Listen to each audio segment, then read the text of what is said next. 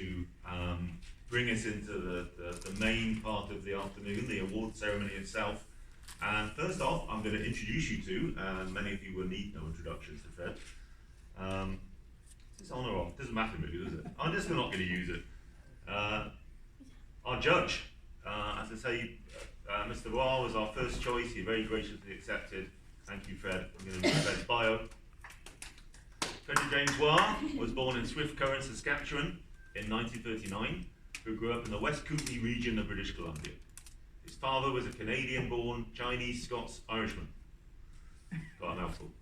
And I'm going to ask you a little bit more about that later because that's fascinating. Raised in China, and his mother a Swedish-born Canadian from Swift Current.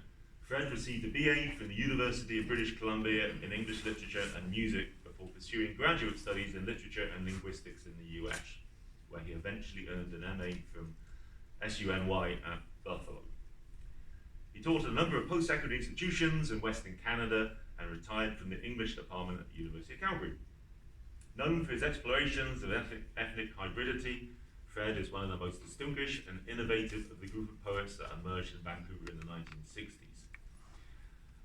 He has also made significant contributions as an editor and teacher, and in recent years has become active in collaborative performance art. In March 2012, Fred Wah was the first writer-in-residence of the English department at Ryerson University. He was the fifth, it just goes on and on, he was the fifth Parliamentary Poet Laureate and served in that capacity from 2011 to 2013. And just when you thought that was it, Mr. Wah was made an Officer of the Order of Canada in 2013. So please welcome Mr. Fred Wah. I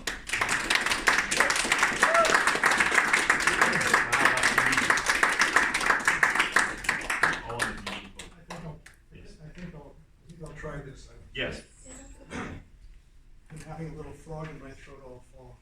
Oh, I'm glad Ellie made it. It's not on. I can do that. How about the clip? We can put the clip on your lapel, then you don't have to hold anything. Oh, all right. Yes, we do have our backup microphone. And the microphone's not on. With what? Flash. That's ridiculous. I'm not allowed to come to that because I'm not medical condition. Well, we'll keep that, but maybe just keep it to a minimum. It's not personal. Yeah, okay. Thank you, Fred.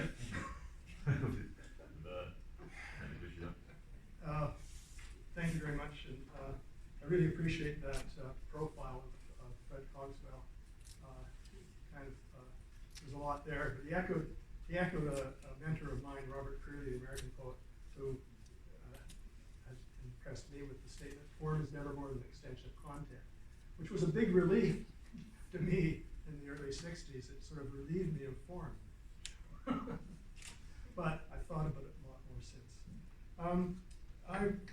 I was asked to judge this contest this year in the spring sometime. Janet tracked me down.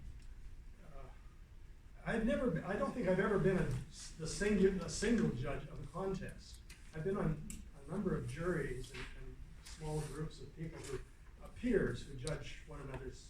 They judge their peers' work, and I've really enjoyed that. But this was a different kind of bird. I think we had close to 90 books come in over the summer, spring, the summer and fall, and so forth, and they just kept coming. Now, I had to place myself in quite a different position in being the singular judge of a contest as opposed to being in a jury where I could argue and debate and we could talk about things. I only ended up talking to myself about things. And so I found this quite a different experience. I decided finally that how I was going to approach it was simply, very, very simply, what poetry moves me. And I'll have to just leave it at that. What poetry means a lot to me in a variety of different ways. We had 6 runners up, or a short list of 6 writers, and I just wanted to mention them because I think they've got their samples of their books here, and it was in a sense, it wasn't hard to come up with a number of good books, because there are a lot of good books. And I guess one of the most impressive things to me was the range of publishing in Canada. Every jury I've been on has been like that. There's just hundreds of books come in and so forth. And but to get that range of voices right across the country was really quite fascinating.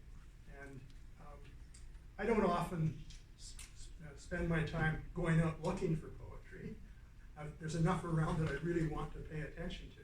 So this having to look at everything was, although it was a burden in some ways, it was really enlightening in many others. I just wanted to make some notes here about some of these other poets. D.N. Simmers was published, Candace published his book in Silver Bow Publishing, Food Truck Elements of Shadowed Light. D.N. is a member of the Downtown East Side Writers Association, the Thursdays Collective, which you'll hear about regarding Ellie. And I actually knew his daughter first, who's a poet, Bren Simmers, and then met her father. And I just loved this sense of working in place. One of the aspects of poetry that has always fascinated me is how place is treated. I don't know why place became so important to me as a poet. It's certainly in my poetry, I'm kind of obsessed with what do I do with place.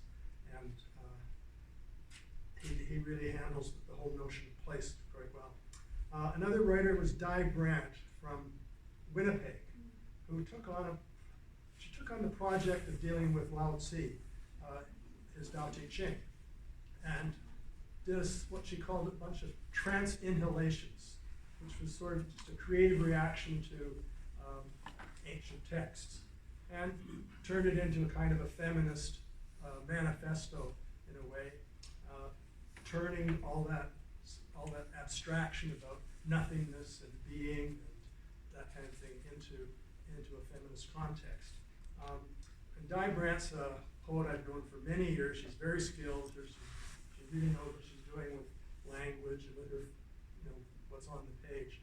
So that was quite a pleasure to read a poet who kind of had a project in mind. And that, I must say that most of the poetry that sort of rose to the top for me were, a lot of them were project poems. That is, these weren't books that were simply a collection of poems, usually. They were poems, they were books that were books. They were focused on either a theme or an event or some kind of context that shaped the poetry. So it was the context, it was the if you like, the project itself, which was the form that informed the poetry. Anna Marie Sewell from Edmonton, her book For the Changing Mood, from Thistledown Press in Saskatoon. A mix of Ukrainian indigenous voices, a very, I